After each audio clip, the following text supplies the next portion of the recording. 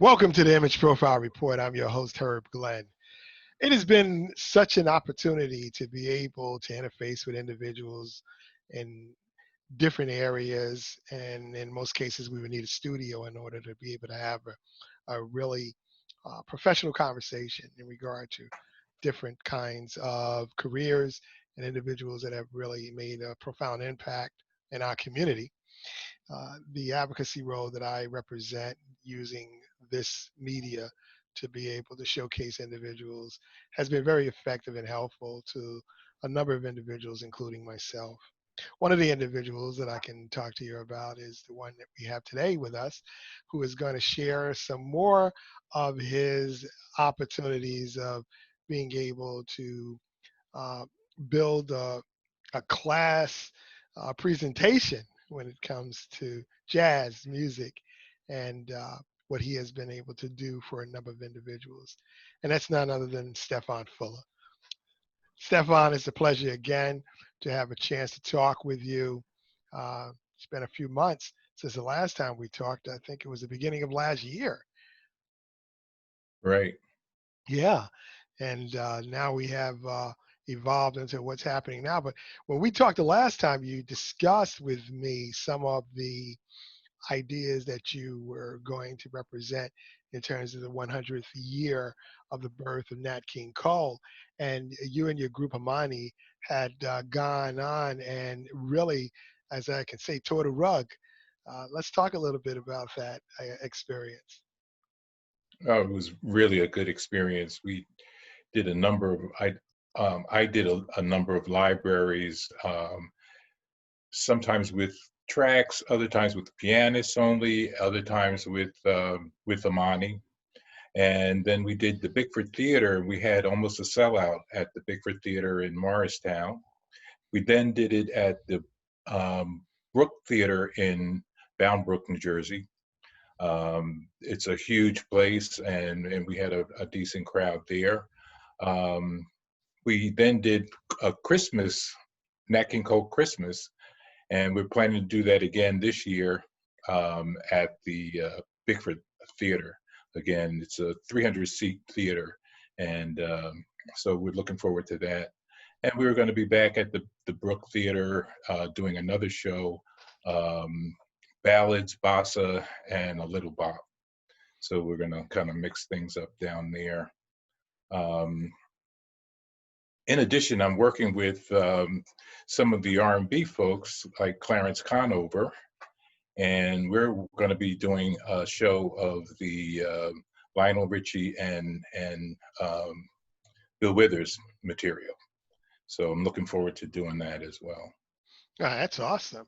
And it looks good in terms of being able to do it. Now, when you do this next presentation, and in the interest of our listeners to know how to be able to access it, will you be putting it in social media as well as a location, or is it all going to be online? Those, I'm hopeful that we still will be able to do. The Bickford Theater is in December. So, and then we also have a show at the Watchung Arts Center in December. So I'm hopeful that those will still be um, live. In September, we're scheduled to be at the Brook Theater. It's a huge 900-seat theater, and so we're not going to be able to have that many people. So I think if we do it right, we can do lots of social distancing within that place. It's huge and very beautiful as well. Well, that's very impressive. You're attracting large audiences, and in most of the cases with the presentation and the theme that you used last year, you were at sellout capacity. And the, I guess, joy of knowing that there are that many people that are interested in what you're doing really does keeps you motivated. Yeah, it does. Um, I, I'm thankful that I'm involved with Eldercare performing, and that's still going on. I will be doing some things with Zoom. And last week I did a show of where I was outside and the residents were inside, and got a lot of good feedback for that. Um, And then on Thursday, I did a show via Zoom for the Culture Club of Elmwood Presbyterian Church, and it was the music of the African diaspora. So we did a little music from Brazil and Cuba, Jamaica, and of course jazz, blues, and R&B. So we had a nice little show there, and I talked a little bit about the music, and then performed for those folks, and it went very well. Ah, very well. You had to have a great time. That's your pet peeve. You love that genre. Yeah, doing a little bit of this and a little of that. That's Yeah. exactly right. This week we're going to be doing an outdoor show with the band. We're in Watchung, and so I'm looking forward to that. And Clarence Conover is going to be joining me, Larry Greenberg on piano, and Ernie Cooper on drums, um, Marty Eigen on sax, and we may have some other guests. So I'm looking forward to that as well. And you had this Watchung Art Center outdoors now? No, it's just in Watchung, a community of townhouse community. I see. I see. Oh, okay. So like a private thing. Yeah. Okay. Well, Well, it's that works not well. exactly. It's open to It's the open to the public, but public, but right. the real now will you guys be sharing it online? Um, we will not. It's funny. I just I didn't had become such this. an online buff, man. Yeah, I am. It's funny. I read an article this morning that talked about a lot of artists are perfectionists, and that's how I am. So this is something that we're doing for the first time. It's going to be recorded, and we may share some of it online, but after I get a chance to edit it. Okay. Okay. So, but you know, I was asked if we wanted to live stream it, and the answer was no. You know, and I see that a lot, you know, and I guess that's my mix up, or to say the least, because I'm a journalist, artist, and I'm like, get it, go, get it. Right. But I do hear, like, even, you know, when I talk to a number of artists, it's like, yesterday I was doing the church music, and the musician was like, "Well, I don't hear the mids, and I don't, I don't hear the highs, and I don't hear the lows." I said, "You better be glad you can hear anything." Right. But Yeah. you know, you're right. Most times you find a lot of artists that would prefer it to be a special way or a particular way in order for it to be promulgated, because you know it is your best interest.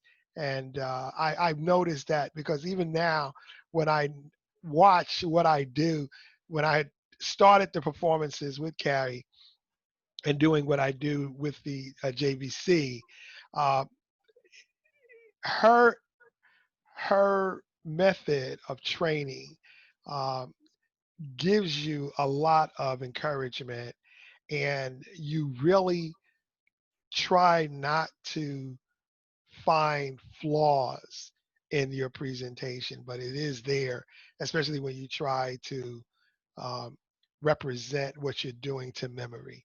And if you're not seasoned, if you're not doing it over and you're not rehearsing it, and you're really trying to get out and perform it, it is very difficult to try to perform um, a, you know, a work of art uh, verbatim.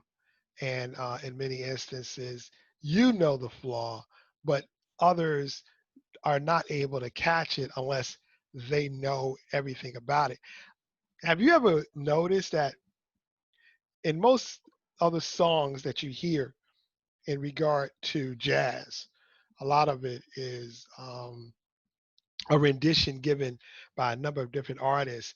And I've noticed that in some artists, they interchange or omit or even create their own words within the melody. Do you think there's a problem with that? I there can be a problem with that.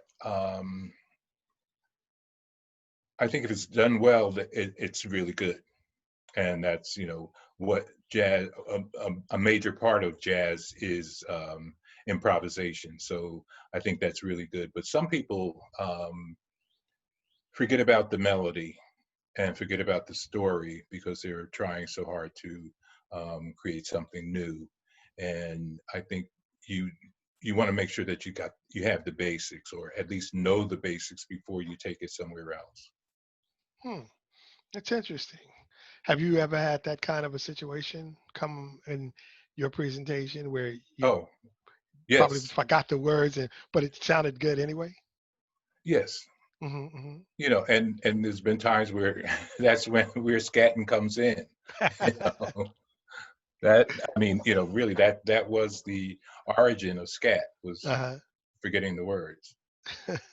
But it does show some magic because Right. if you can continue to make it, you know, a presentation that people are able to uh, get the kind of story, as you say, from it. And it's not just singing, it's really giving someone an idea that they can be able to enjoy. Um, and that's what I love about it as well, the artistry, the things that you can be able to do. Did you guys, obviously, when you were doing, and I guess you're still going to continue to do the Nat King Cole series, did it take a while for you to culminate a real major effort of area that you knew brought across the point that you were trying to develop in that presentation? The funny thing is, I was working with, she calls herself an artist development or artist representative, and so she would make calls for me to get bookings. And she came up with the idea of listen and learn.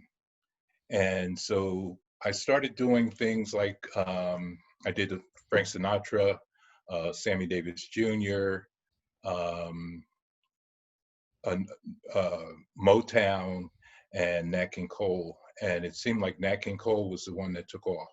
Hmm. And it just got legs of its own. So I do it one place, and they would recommend me for someplace else, and it just kept growing. And then at first I was doing it with just tracks, and then I did it with piano, and then brought Amani into it, and then we, took it from there. So it had legs of its own. I think that it's, because the music and Nat King Cole is so universal, and he did so many great songs. It just took off. When you talk about the work that you've been doing with the daycare centers and the organization that you're a part of, I saw that you had posted on your Facebook page. Let's talk a little bit about that organization.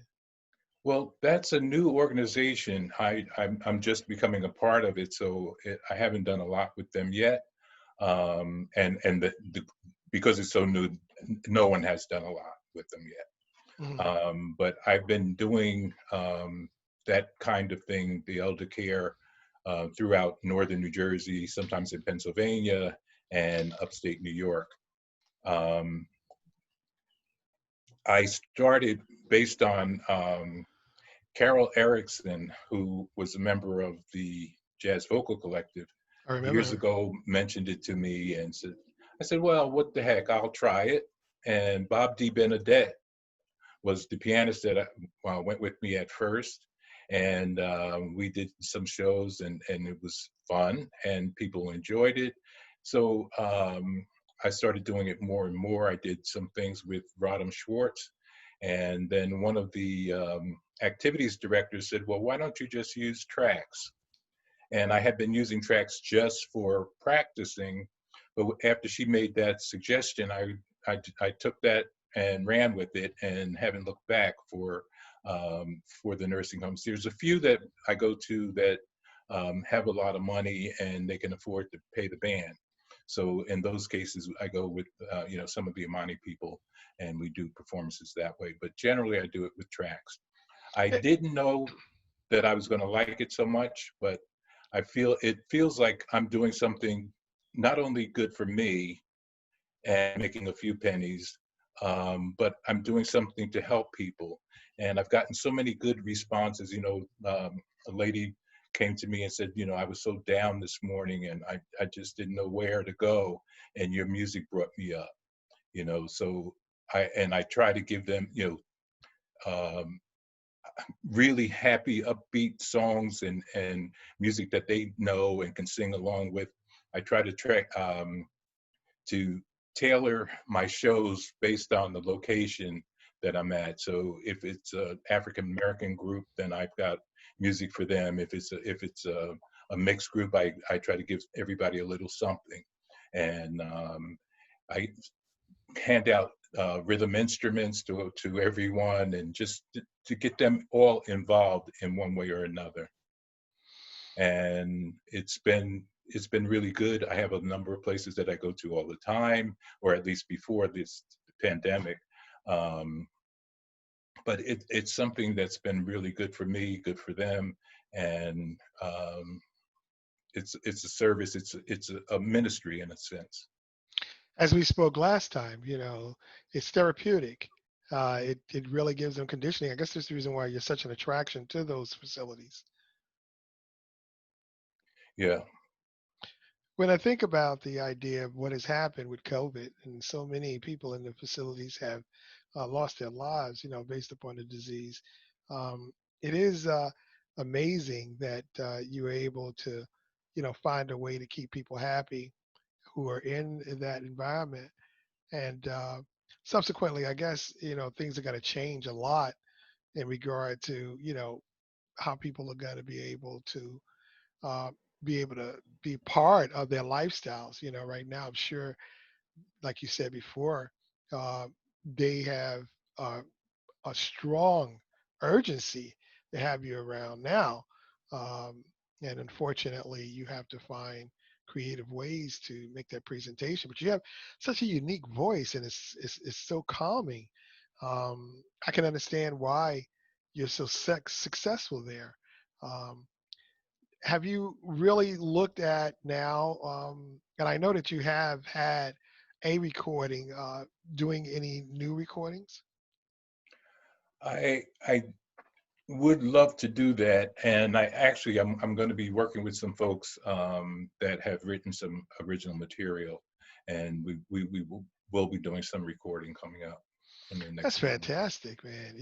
That you've gotten to the point where people can be able to find a value in relationship to your unique sound because it is different. I got to tell you because I can't do it. You know, No matter how hard I try. I try too.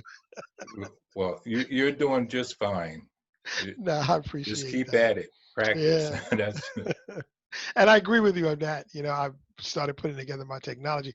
So much has been going on. You put one thing to the side. I started this and started looking at all this equipment that I have around, and I said I better start using it before it gets out of date, and then it can't be useful at all. right. And I am looking at it. Yesterday I was inspired by Destiny. Um, uh, uh, Destiny Diggs. yeah, Destiny Diggs, and I'm thinking Pinto because her mom's name is Pinto, where she took her group and they're doing performances. Actually, they're not even performances. There are, you know, um, as her mom says, they're just practicing, and they're just doing it at that time of the day at that location. But they were phenomenal, and um, Carrie got out and gave some support and sang a couple of tunes. I'm going back soon to try to take the you know the I guess the resistance out of my heart. A lot of times I'm so reluctant to really want to get out there because I don't do it that often. I need to get to some level where I can do it. So I said, well, let me start rehearsing again, and I feel really comfortable about it. It really helps me, conditional. It's like you're saying, it helps you, it gives you the kind of encouragement and energy to want to do something more. And in retirement, I guess there are other things that you can do, but you had done an extensive amount of uh, work educating yourself on how to be successful in this area. Let's talk a little bit about that. Do you think that is really necessary, what you had done to pay off at this point? Um, yes, I think so. I think the training has helped because I can do. sing for a while without hurting my voice, and be able to do several shows in a day, or do, so I think it has helped. The practice is helping with the range more, and so yeah, I think it's been worthwhile. You've invited your wife to be a part of some of the engagements. How does that Yes. work? Oh, it's always fun with her. Because I'm so laid back, and she's so exciting. One of the things that happened today, I got a text message from a friend from high school, and she and I both went to Arts High School, and we were singing partners. We did duets together, and around Newark and so on. And we're talking about getting back together again. She's a music teacher in Maryland, and she also directs the choir. So at some point, we'd like to, you know, put the band back together. But my wife she's a ball of fire when we're doing that, and it's always fun. When you think about the idea of getting into jazz, um, was it the history of jazz, or was it something that really fascinated you about jazz that made you more interested in wanting to be an artist in that area? Um, I guess, like many of the singers that are considered jazz singers going back, I think of myself as a singer and not necessarily a jazz singer. I'm a singer. I sing some jazz, I sing some blues, some R&B, but I also do Broadway and bossa novas, and other kinds of music. So um, I kind of think of myself, and some people would say, "Oh, he's not a jazz singer," but um, you know, I I kind where I feel comfortable, and where I seem to be going is popular music with uh, a jazz flavor. And so I work with a lot of jazz musicians to give it that, but not being stuck with just the American songbook. Is That's not something that I'm interested in doing. I'll do some of the songbook, but I want to do other material that I like as well, and do it not necessarily as it was originally done, but do it in a format that's more conducive to jazz. Well, I got to tell you, I'm very impressed, obviously, and I'm very happy that you're still a friend of mine. Most people who, when they get to an area that they're successful, guys like me, hope that they can get a chance to get an autograph or a picture with you, and Forget that you about got you got to the celebrity level. do Fellow not. cele- but it's always great. Listen, I'm not going to hold you too much longer. Why don't you give me another reading of your schedule? Again, you're going to be out of Watchung. December 12th, we're going to be at the Watchung Arts Center. We do an annual Christmas show there, and then December 13th is at the Bickford Theater in Morristown.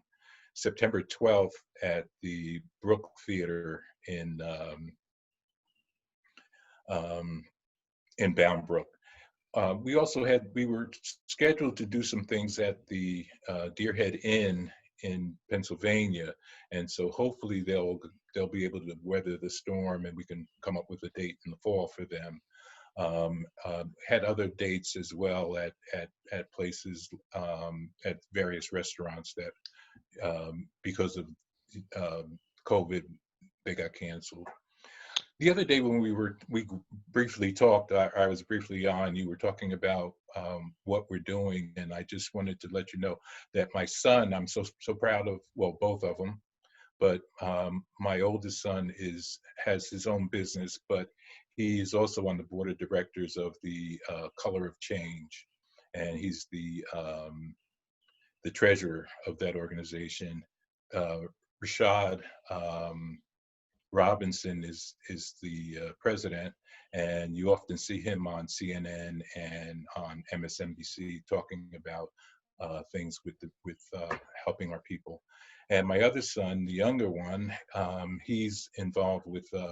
He just took on a new job, and I was a little nervous when we talked about it a month or two ago. He said he wanted this job, he wanted it, he wanted it, and he works for BNP Paribas, which is a French bank, and he had been with them for a little, several years, and he decided that he wanted to stay with the bank, but he wanted to do some things to bring more people of color into the bank. And so a lot of times those jobs have been troublesome. But he started June 1st on the new job after trying so hard to get it. And so I was, very supportive of him because he was so excited about it. But I was worried that it might not be a solid kind of job. Too often, those jobs are the first to go. But he started, and I think the timing is perfect for him to be there doing that and helping. He's also on the board of directors of a charity to help people of color during the COVID. That's wonderful, and congratulations to both Yeah, of your I got sons. two great sons. Yeah, that's phenomenal that they're able to take I'm their going to be time. like them when I grow up. I feel the same way, when it comes to mine. I mean, I do a weekly show, and I have my oldest. He's doing financial consulting, and I basically started the show so that I can help give him some visibility, and he's doing phenomenal in regard to how he's doing his outreach. You also have been very encouraged to work with other members of your family. I think I came to one event, and you were actually performing with your granddaughter. Oh yes, How's she yeah, doing? she's doing great. We're going to get together tomorrow. We've been working on a family tree, so we're gathering up pictures. I'm going to do, we'll do a slideshow of the family, and so she wanted to learn more about this side of her family, and so it's been really good. Yeah, she was playing very well. Is she still Yeah. at the music Oh study? yes, she's still at the music, and she's also on the swim team, and she's taking Chinese lessons, and she's just a phenomenal little girl. My other two granddaughters I spoke to yesterday, and they're both into art and music, and so yeah, And that's the reason why you are the way you are, because you're surrounded by so much love and people in your lifestyle that have shown you how valuable you have been to them, and now they're reciprocating, and that's something that really speaks in volumes. yeah. Well, thank you so much. I really appreciate you. If there is any passing encouragement that you can tell someone in regard to their lifestyles, what would you say? I would say find something that you love to do, and you never work a day in your life. I think that's an old saying, but it's still true. So I think just follow your dream and don't give up. That's amazing, and I think that that's something that can nobody refuse, and certainly can be able to take and use it for a positive opportunity to do better, and to look for other opportunities where they can be successful. Right. Stefan Fuller, we're going to be following you. You know that. Hopefully, maybe one day we'll get a chance that we can work together, That'd and be great. I'll be looking forward to it. I thank you so Okay. much for coming on. I thank you all for being able to spend some time to share this moment, and hope that you were inspired and encouraged, and that we could find other ways in which we can raise awareness about people in our community that are doing great things. And certainly, Stefan Fuller is one of those individuals. Thanks again, Stefan. Appreciate you. Thank you. All right. This has been the Image Profile Report. Don't forget, be able to continue to share with us your interest, and click on the share button each time that you do watch us. Thanks again, and have a good day. Thanks. Bye now. All right, my friend. Bye bye.